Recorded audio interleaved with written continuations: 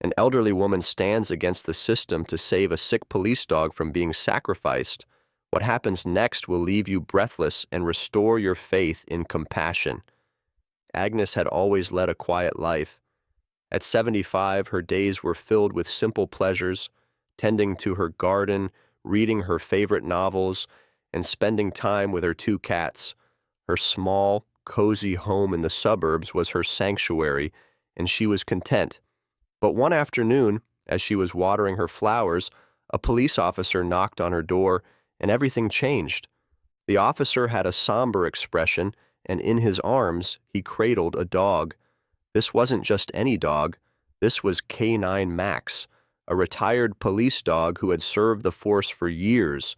Max had been a loyal companion to his handler, Officer Dan, solving numerous cases and helping to protect the community. But now, after an injury and the inevitable toll of age, Max was facing an uncertain future. The officer explained that Max's condition had worsened and that the department had decided to put him down. The cost of continued treatment was too much, and it seemed there was no other option. But Agnes, a lover of animals, couldn't bear the thought of Max being sacrificed after all he had given. She didn't know what she could do, but she knew she had to try. This wasn't just about saving a dog, it was about standing up for what was right. The decision to put Max down wasn't just about one dog, it was a matter of practicality. The police department had already stretched its budget thin, and Max's health had deteriorated beyond what they felt was manageable. They couldn't justify the costs of an experimental treatment for a dog who could no longer perform his duties. After all, Max had done his part. He had given his best years to the force. Officer Dan, Max's partner, was devastated. He had worked with Max for nearly a decade, building a bond that went beyond the professional. The two had become inseparable. Dan had trained Max, fought alongside him, and witnessed countless moments of bravery. To see him go, especially without a chance at life, was something Dan couldn't accept. But he felt powerless. The decision had already been made by higher-ups, and he had no say in the matter. He didn't want to fight the system. He didn't think he could. And then there was Agnes. The sight of Max in the officer's arms broke her heart. She knew that if no one spoke up, Max would be put down without a second thought. As much as she loved animals, she had never been in a position to challenge the decisions of a police department. What could a woman like her do in a world where decisions were made by cold, hard logic?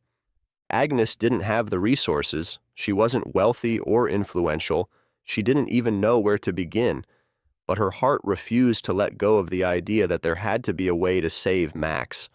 She made the first call to the local veterinarian, only to find that Max's treatment was going to be expensive and, unfortunately, not something that the police department could afford. But Agnes wasn't one to give up easily. She knew that money couldn't be the only thing standing between Max and a second chance. Her mind began racing with ideas. She'd reach out to the community, she'd start a fundraising campaign, and she'd do whatever it took. After all, Max had fought for the community for years. It was time for the community to fight for him. As Agnes began making calls to local organizations, reaching out to animal rescue groups, and spreading the word, she faced a mountain of bureaucracy. The police department wasn't interested in revisiting their decision. They'd already made up their minds. But Agnes, with her passion and determination, was ready to take on the fight. She may not have been a hero, but she was about to become Max's. She was about to go up against a system that had already written his obituary, and she wasn't backing down. Agnes's fight for Max began with a single, small act of defiance. Picking up the phone, she dialed the number of the veterinarian who had treated Max over the years, hoping for some guidance. The veterinarian, Marlowe, was sympathetic but realistic. "It's going to be hard," he said. "Max's condition is severe. The department doesn't want to spend money on a retired dog who can't work anymore." Agnes sighed, feeling a weight in her chest. But Dr. Marlowe wasn't done. "However," he continued, I've seen dogs in far worse conditions pull through with the right treatment. It's not cheap, but it's possible. That glimmer of hope kept Agnes going. If she could just raise the money, she might be able to save Max. But where would the funds come from? She wasn't a wealthy woman, and the police department wasn't going to foot the bill. The first step Agnes took was to contact the local animal shelters and rescue organizations. They were sympathetic, but many of them didn't have the resources for such an expensive treatment. They offered words of encouragement but no tangible solutions. Feeling the pressure of time ticking away, Agnes began to think outside the box. What if she could bring the entire community together? What if people could see Max as not just a police dog, but as a part of their community's history?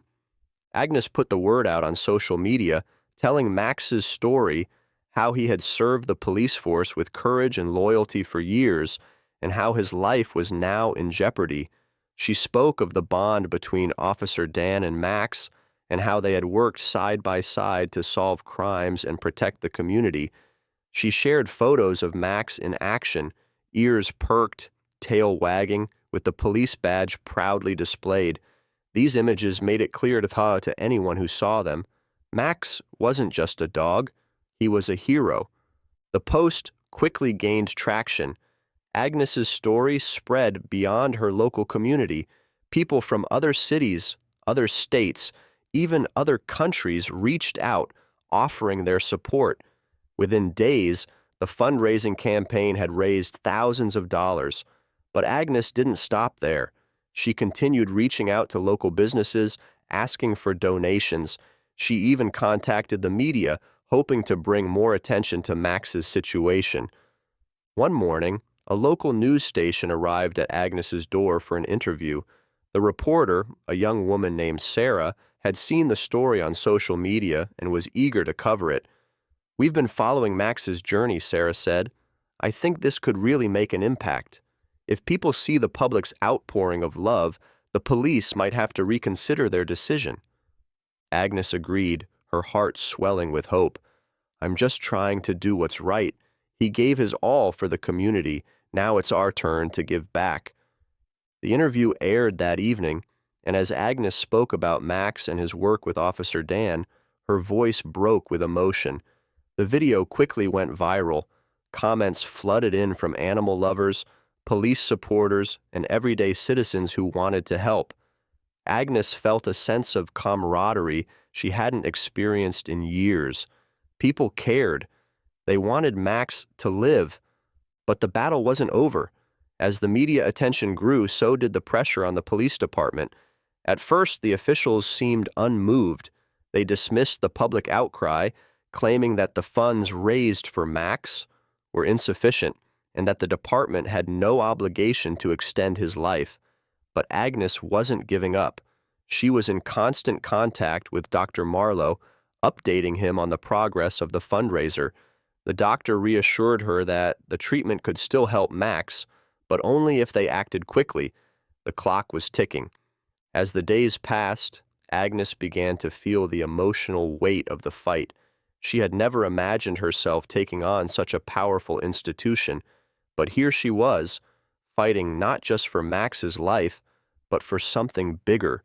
She was fighting for the idea that kindness and compassion could still move mountains, even in the face of bureaucracy. She couldn't afford to falter now. Then a breakthrough came. Agnes received a call from an unexpected source, Officer Dan. "I've been talking to the chief," he said, his voice thick with emotion.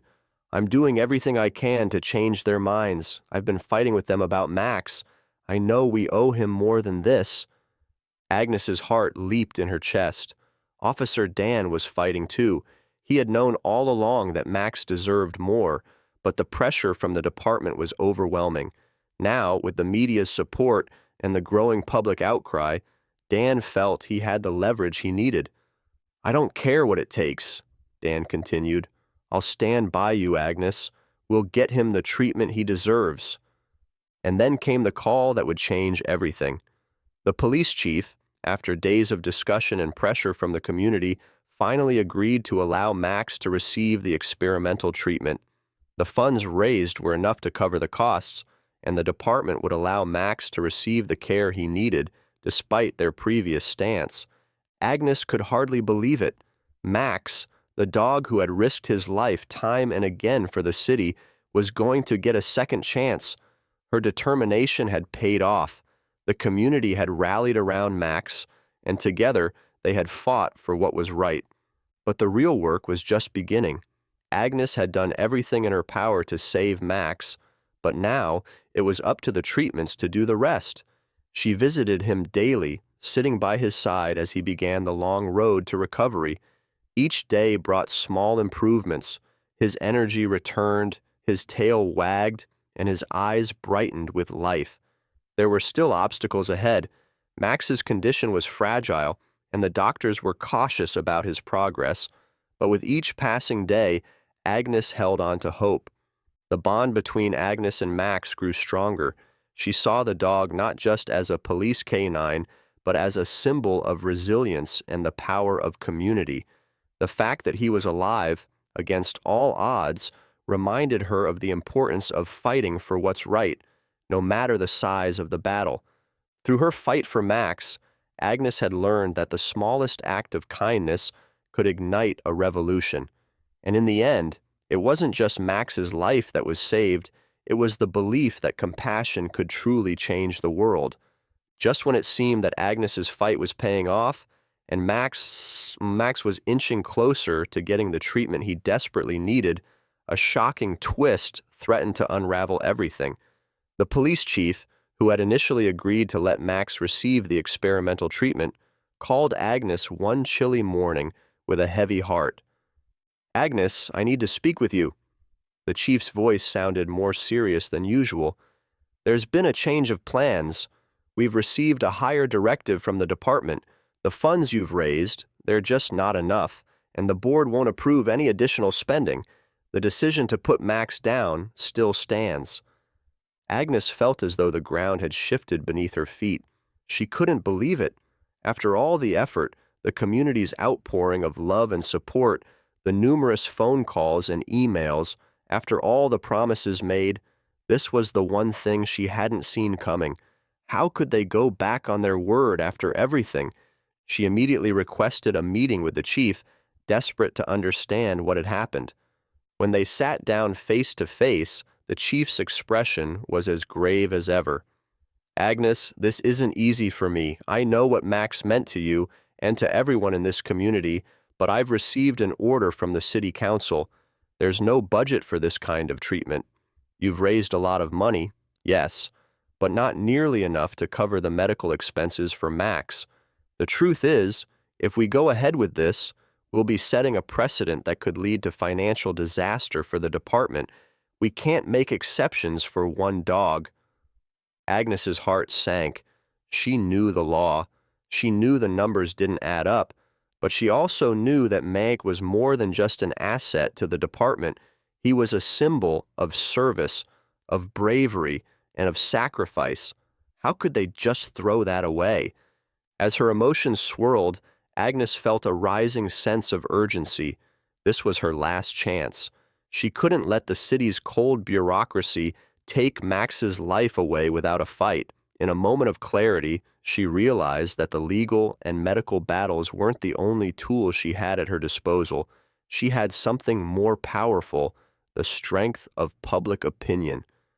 That evening, Agnes sat at her kitchen table, her hands trembling slightly as she typed out a new post.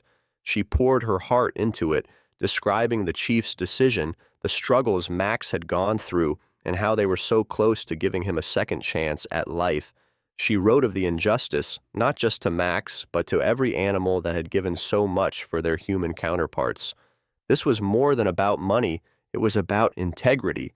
She pressed post, and then watched as the message spread like wildfire. The response was immediate and overwhelming. People who had previously donated now rallied together, and many more reached out with anger and disbelief.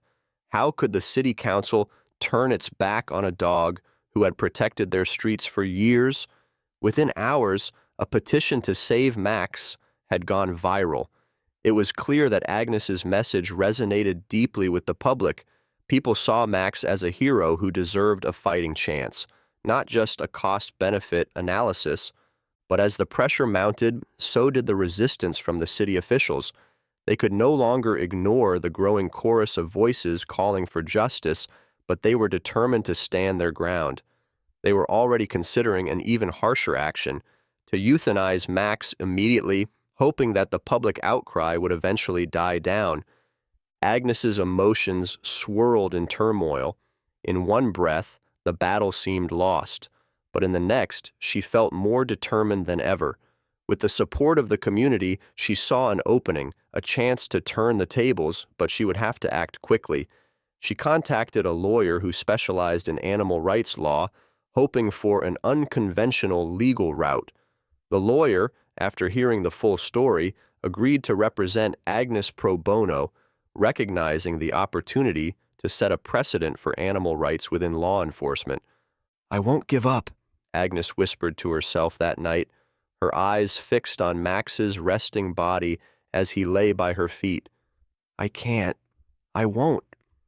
The next day she met with the lawyer, and together they prepared for what could be the most important legal battle of Agnes's life. But with the city council digging in their heels, this wasn't going to be an easy fight. Agnes had to find a way to make them see that Max wasn't just another asset to be discarded. He was family. As she gathered the last pieces of evidence for her case, letters of support from local businesses, medical documents, and records of Max's service, Agnes knew one thing for sure: she would not let them sacrifice Max without a fight. The public was on her side, the legal route had potential, and Max's story had captured the hearts of people who refused to see him treated as anything less than a hero. The story was far from over, and Agnes was about to learn that when the heart is invested, no battle is too big to fight. The twist in this journey was not just about saving a life, it was about challenging a broken system and showing the world the power of standing up for what's right, no matter how impossible the odds may seem. The tension in the air was unbearable as Agnes sat in the crowded courtroom, waiting for the judge to make a decision.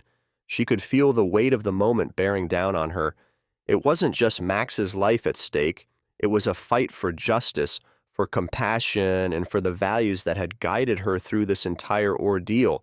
The petition, the crowdfunding, the media attention, none of it had been enough. Now, it all boiled down to this one moment. Max's life would be decided by the court. The judge, a seasoned official who had seen more cases than he could count, glanced over at the defense. On one side sat the city's legal team, ready to defend the department's decision to euthanize Max. On the other side was Agnes and her lawyer, who had come to represent the voices of the people. The city had no idea that this case was going to change everything. Agnes wasn't just fighting for Max anymore. She was fighting for every animal that had been discarded or forgotten, for every silent hero who deserved recognition, and for the dignity of those who couldn't speak for themselves. The courtroom was packed with spectators, many of whom had followed Max's story. News outlets had covered the case extensively, and the public's outpouring of support had made it impossible for the city to ignore. People had come to witness this critical moment, hoping that Agnes's persistence would pay off. But despite the swelling support, the officials sat stone-faced, unwilling to budge. Agnes's heart raced. She had worked so hard to get to this point, but now she was filled with doubt. What if the judge didn't rule in her favor? What if Max had to be taken away from her forever, despite everything she'd done? She looked down at her feet, where Max lay in his bed, his eyes tired but still filled with hope. He had made it this far, thanks to her, and she wasn't about to let him down now. Just when it seemed like the tension would snap, the judge cleared his throat and called for silence. "Agnes Turner," he began, his voice commanding the room, "this case has brought to light not just the fate of one police dog, but the values and priorities of the city as a whole. You have presented a strong argument, and the public has spoken loud and clear. Max, as a member of the force, deserves a chance at life, and I acknowledge the immense effort you've made to give him that chance." Agnes felt a wave of relief wash over her, but the judge wasn't finished. He paused, allowing the words to sink in. "However," he continued, "the decision to euthanize Max was not taken lightly. The department's resources are limited, and there were valid concerns regarding the cost of continuing treatment. In situations like this, we must balance practicality with compassion. That said," he paused again, letting the silence grow heavy. Agnes held her breath, unsure of what was coming next. The room seemed to hold its collective breath along with her. After what seemed like an eternity, the judge looked directly at Agnes. "I have reviewed the documents, the public outcry, and the overwhelming support for Max. I believe that this case has highlighted a serious issue within the system, how we treat those who have served us without question. And so, I have decided to grant a temporary stay of execution. Max will receive the treatment he needs." The courtroom erupted in applause. Agnes, overwhelmed with emotion, put her hands over her mouth, unable to believe what she was hearing. Tears filled her eyes as she looked at Max, who, despite his exhaustion, wagged his tail weakly. "Max will receive the experimental treatment," the judge continued, "but this decision comes with a clear stipulation. If his condition does not improve, the department must reassess its position. If he shows signs of recovery, the city will cover the cost of his treatment, but this is the final opportunity for Max." Agnes couldn't speak. She simply nodded, tears streaming down her face. It wasn't the perfect outcome she had hoped for, but it was a chance for Max to survive, a chance for him to live the rest of his life with dignity and love. The city's legal team sat in stunned silence. They hadn't expected this ruling. They had assumed that their decision would stand, that Max's fate was sealed, but Agnes had outwitted them. She had fought for Max with the kind of determination that couldn't be ignored. The courtroom buzzed with energy, and for a moment it felt as though the world outside the walls of the courthouse had been forgotten. All that mattered now was that Max had been given the chance he deserved. Agnes stood up, looking around at the people who had supported her all this time. Her heart was full, but the fight wasn't over yet. Max's recovery wasn't guaranteed, and there were still many challenges ahead. But for the first time in weeks, she felt hopeful. Max was going to get his chance, and that was enough. The decision to give Max a second chance set the stage for an extraordinary transformation. As the days passed, Agnes stood by him, tirelessly supporting his recovery. The hospital visits were frequent, and the treatments came with their own set of challenges, but the results were nothing short of miraculous. Max, once barely able to lift his head, began to regain his strength. The signs of improvement were slow but steady. His appetite returned, his eyes brightened, and his tail, which had been still for so long, began to wag once again. Agnes couldn't contain her joy. She watched as Max slowly but surely grew stronger each day. The community that had rallied behind her continued to show their support, and as Max's health improved, so did the spirit of the town. People sent flowers, cards, and even small gifts for the brave dog who had become a symbol of hope for so many. Max wasn't just a dog now. He was a beacon of resilience, proof that love and determination could defy the odds. As the weeks turned into months, Max's recovery exceeded everyone's expectations. The experimental treatment, though expensive, had worked wonders, and soon Max was back on his feet. He could run, play, and even return to the park with Officer Dan, albeit in a more leisurely capacity. Max no longer needed to serve the force, but his presence was just as impactful. He had earned his retirement, and now he could enjoy the comfort and care that he had so selflessly given to others. But the fight wasn't just about Max.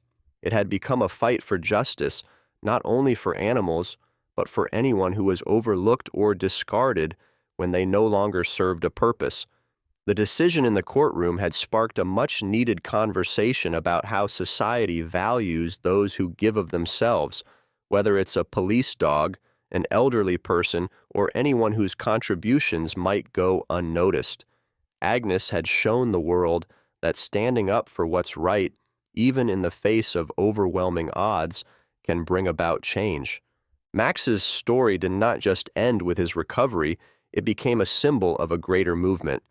The police department, inspired by the outpouring of support, adopted new policies for the retirement and care of canine officers, ensuring that no retired dog would ever have to face the same fate as Max.